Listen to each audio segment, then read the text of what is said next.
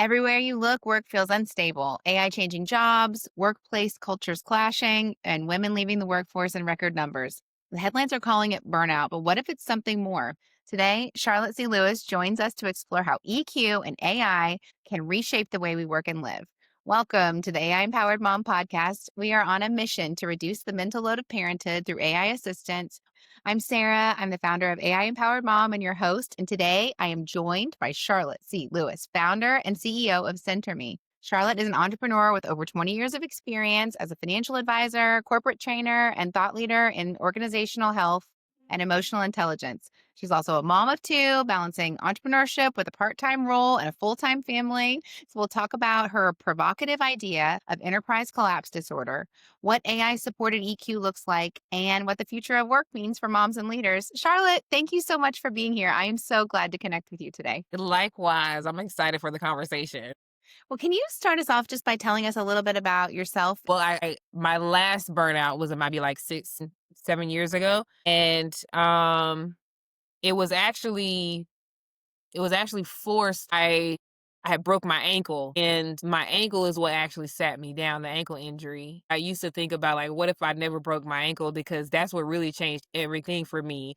This is when I recognized the cycles of burnout that I experienced in my life, and like how I was always like putting everyone before myself. And it's also what like was the catalyst to my journey of self-love. Yeah. So that's what brought me to the work. I started out with consulting. I started in group homes and shelters for battered women and women battling substance abuse. And then I started facilitating workshops at universities and colleges. Then I started partnering with entrepreneur support organizations.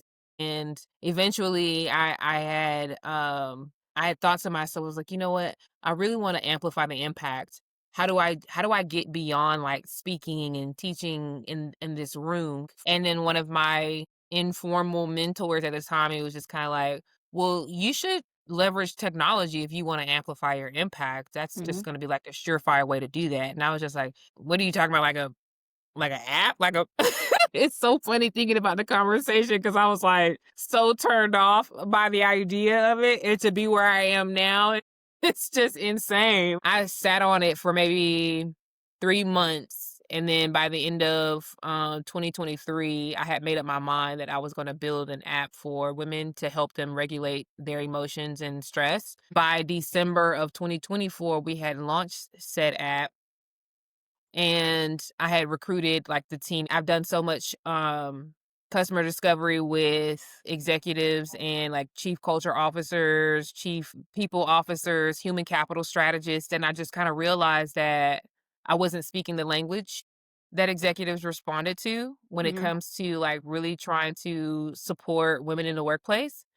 And that research kind of led me into this I I don't know if I wanna call it a rabbit hole, but I just remembered, like, things coming together to me, and me realizing, "Oh, you know what? Burnout is actually systemic. It's Mhm. not a personal issue. It's not a people problem." And so I guess what I'm actually solving for is organizational health crisis. Mhm. And that's when I started, like, thinking, like, "What would I call this thing?" Mhm. And that's how enterprise collapse disorder came about. So that was my super condensed version of how I got to this space. Well, what you wrote and what you've just shared about that, it's not me, it's burnout really resonates with me because, especially as women, there's a lot of guilt, maybe, or shame placed on us for getting tired or burning out when we're trying to do so much. So, can you share a little bit more so that we can better understand? Absolutely. So the thing about it is, it's like, I remember hearing something a few years ago, you can't heal in the same environment that makes you sick. And a lot of the research that I've done regarding how burnout manifests in the Mhm. workplace just kind of signaled that there was something deeper going on. So, for example, only 25% of women feel psychologically safe at work. I Mhm. mean, that's going to cause anybody to feel enormous amounts of pressure and stress in the workplace. And then you have women who come into the workplace environment and feel like they have to shut off what quote unquote makes them a woman, like their Mhm. emotions, which is obviously that's a human thing. It's not just a woman thing. But it's like when you can't even show up as your whole self in a Mhm. space that you're in for the majority of your day. I mean, that to me, it makes me feel like if the stressors that I'm experiencing are coming from a particular environment, then it shouldn't just be on me to figure out what the solution is. It needs to be that environment. Because I don't know if you know this, but burnout is a work hazard now. Like it is recognized as a work hazard. Mhm. So if you are experiencing burnout, then it can't be something that you're doing wrong, or it is a combination of the environment that you're in, the expectations that you feel that you need to meet, Mhm. and these systemic. I believe that if you are honest with yourself about all of the stress that you are experiencing, Mhm. then you will be able to trace it back to something that is embedded in the environment of the organization that you work in or Mhm. the society that you exist in. So because that is the case, then we have to give ourselves more grace in the solutions that we find. And then not only the solutions that we find, but also being able to hold others accountable for the solutions and the resources that are available to us. When you open yourself up to the possibility that burnout is a systemic thing, then you open yourself up to there being more opportunities for healing and recovery. Sure. So it's not just you doing it by yourself. Mhm. And as a single mom, I kind of just got tired of the accountability just being on me. And it's like, but it's not just me. I'm doing everything honestly right. I'm managing my time. I am, doing the self-care. am I'm creating the time for my family. I'm doing everything. But it's not just me though. It's Mhm. You mentioned emotional intelligence and EQ. I think that emotional intelligence is an asset in today's workforce or a liability? Is it needed, emotional intelligence needed in the workplace? That's a great question because when I was in Atlanta, Mhm. there was somebody who had said to me, "Oh, you know what? I think it's so crazy that we're even having to have conversations about our emotions in the workplace." And I was just like, "Yeah, I think it's crazy that it's taken this long." And so like when you ask like is EQ an asset or a liability, to me it's like it is an asset Mhm. because first and foremost, because using it correctly, anonymized data so that it's not being used in any punitive performance ways, but it is how you measure the sentiment of your workforce, is how you amplify or optimize your resources, your strategy. It is how you are able to ensure ROI Yeah. on the investments that are being made into the workforce, into the company. To answer your question, EQ is extremely valuable in the workforce. So it's a surprise to me that this is not something that we have not already been doing, because when you talk about human capital strategy, it's odd because it's like that's what humans do. They Right. feel. So so it's like real human capital strategy and will include EQ, because in that way now you're looking at business intelligence in a more complete fashion. Well, is there a role for AI to support emotional intelligence or EQ? Absolutely. I mean, so I'm super excited about it. So the first thing that comes to my mind is how the top I think the top two use cases for ChatGPT Mhm. are companionship and therapy. And I think that that's very interesting because I was reading this book called Together, and it's on the loneliness epidemic and across the world. And I think that it just kind of signals to the fact that people are incredibly lonely. And as humans being the social species that we are, I think that there are some pros and cons to how they're leveraging ChatGPT to support their emotional well-being and their sense of connection. And this wasn't even an intended use. This is Mhm, just the way that it was used, right? And so this gives us an opportunity to now create tools specifically for that, that purpose. And so mhm, that's what we do as SenterMe. We created a entry point to our emotional intelligence engine that would allow it's similar to what you would see in a wellness app. Only we're leveraging AI to not only help you validate and regulate your emotions in real time, but also connect you with content and discussions in our community that are mhm, going on in that time frame, for you to have that sense of belonging, connection, and regulate those emotions in real time. And everything on the app is 5 minutes or less because we understand it as working women.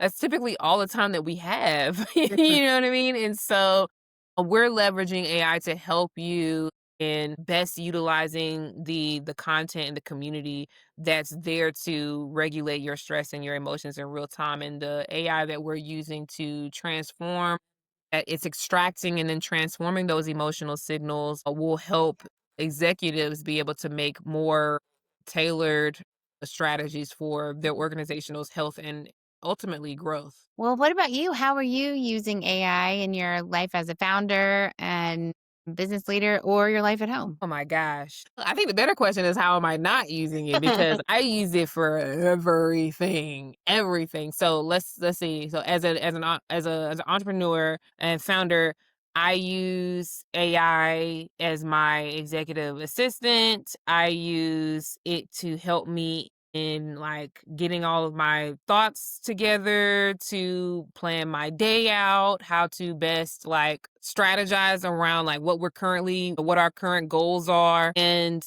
help me stay ahead of the curve. Like if I hear something new around AI, I'm using AI to help me understand AI.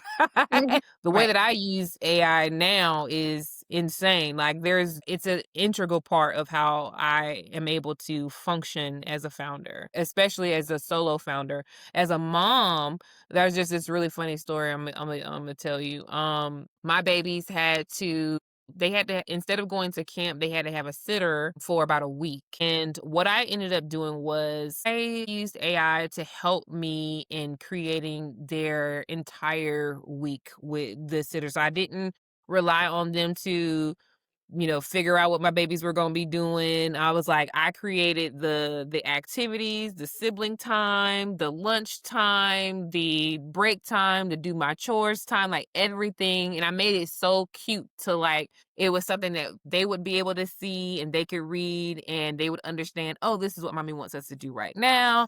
And so it gave me a peace of mind because it was just like, all right, now I can go to work and I can feel like I know exactly what's going on, when it's going on, how it's going on, and I'm good. There's that. I think that's being able to exercise it in that way also let me know that my babies are growing up in a different world than Yeah. the world that I was growing up in. And so it's like for them, it was so normal to see something like that, because I sent it to my son's iPad too, Mhm. so that he had access to what the schedule would look like. And it was just like, to me, that's the life that they're gonna grow up in. They Yeah. see me use AI when it's time for me. I'm big on using AI as a mom. I'm big on using it as a way to help me in relieving my mental capacity, Yes.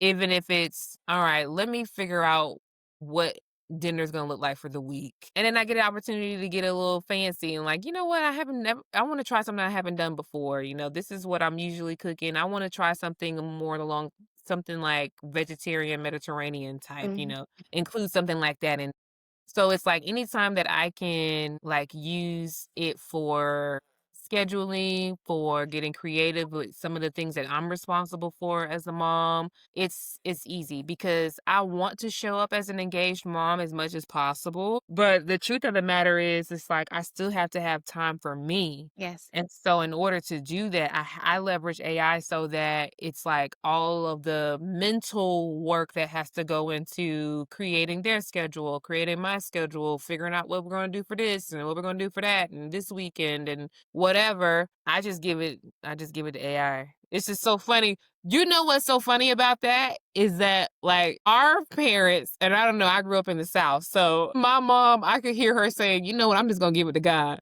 And I'm Mhm. sitting here like, girl, I'm just gonna give it to AI. I love it.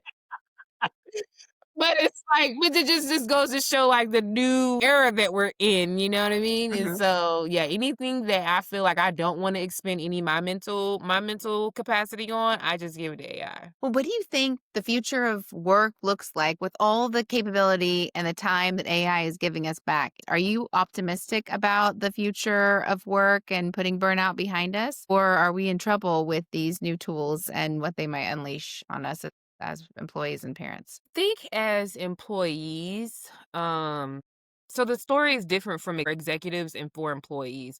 I think that there's a lot of opportunity for us to, really leverage the human imagination Mhm. at this point, like more so now than ever, right? But in order to do that, we need to be in environments that actually like nurture and value the human imagination, i.e., the Mhm. human, being human. Yes. And so while there's so much opportunity there, I think that it can be easily clouded by the fact that we're not doing what it takes to take care of the human right now. Mhm. And so when it comes to like these, AI or technology driven layoffs that are happening Mhm. across industries, I mean, from literally from education all the way to tech. What I read in The Hard Thing About Hard Things by Ben Horowitz was when you have to do layoffs of that magnitude, that it's really important that you turn your attention immediately to the workforce that stays behind because they're watching all their colleagues leave, Right. right? And so it's not that there is no sense of relief because you get to stay. It's really just fear now. Like Mhm. when will you be leaving? At what point will my job be replaceable Right.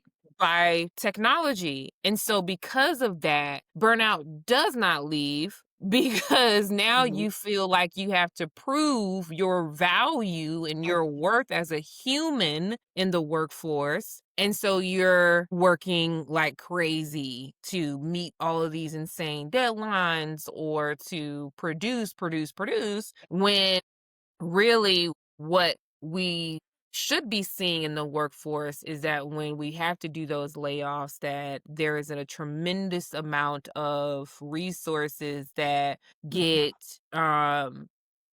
that the workforce that is staying gets to benefit from. And I'm not saying they should come out of nowhere. I'm just saying they should be really strategic in now that okay, so how do we nurture this workforce so that they're not operating from a space of fear but Yeah. from a space of security and enthusiasm about what is to come and the opportunities that await us in our future now that we see what is possible when we imagine things like artificial intelligence, what is next. And so there's a lot to be excited about. So have to maintain that there's still humans in the workforce that we need to take care of. And we need to be able to give them that sense of security that will allow them to continue to imagine. We'll talk about making the case for emotional intelligence. I mean, that is it. Well, let's switch gears and I'm just gonna ask you 2 or 3 rapid fire chatbot mode questions. You're the chatbot now, just answer whatever comes to mind. I wanna know, is your favorite AI tool? ChatGPT. Jack of all trades. What about the biggest myth about burnout that you would like to bust forever? That it is a personal problem. Yeah. How about we love celebrating other moms' wins in the AI empowered mom communities? I know you've had a lot lately. Can you share a recent win of yours that we can celebrate? Well, we are officially pilot ready. And so we are looking for our first pilot partners in healthcare, education, and of course, tech. So, any companies out there that are looking to test out the power of EQ in their workforce, we are ready and open to talk to them. Folks are out there are thinking, yes, that sounds like me. I want to test the EQ, applying EQ and improving and reducing burnout in my workforce. Where do they find you and how can they get more information? Yes, they can go to centerme.com And and that's center with an S, yes, SENTER me.com. that's right. And let's see. Last question for you, Charlotte, is what is one thing you hope that moms or employees take away from this conversation that we've had today? One thing, if there are multiple stressors, then there are multiple resources. So, anytime that you are trying to manage stress or trying to manage intense or, uncomfortable emotions, just understand that if there are multiple sources of those stressors or stimulants, then there are also multiple resources that can help you. So, I would encourage you to have conversations with your managers, your leads, your team, your family, your community because it takes a village. Well, Charlotte, thank you so much for spending this time with me. I hope that folks also take away that a burnout isn't about them. It's not about us, and that enterprise collapse disorder is much bigger. And your Yeah. story reminded me that the future of work isn't just about AI and technology. It's about emotional intelligence and how we connect, and that a broken ankle can lead to something beautiful. So you so much.